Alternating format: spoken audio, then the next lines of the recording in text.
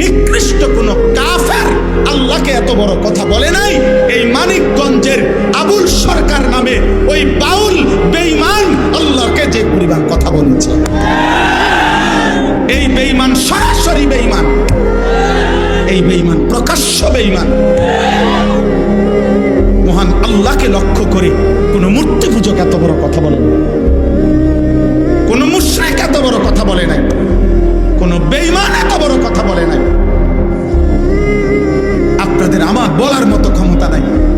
ওই বেঈমান এটা কি বলছে মুখ দিয়া, আমি এই পর্যন্ত কোনো মাহফিলে এটা বলছি কথা, এটা কিন্তু ওই কইছেটা কি এটা আমার মতো বলার মতো জবান নেই। আপনারা শুনেন ওই কি বলছে, ও আল্লাহকে লক্ষ্য করে কি বলছে।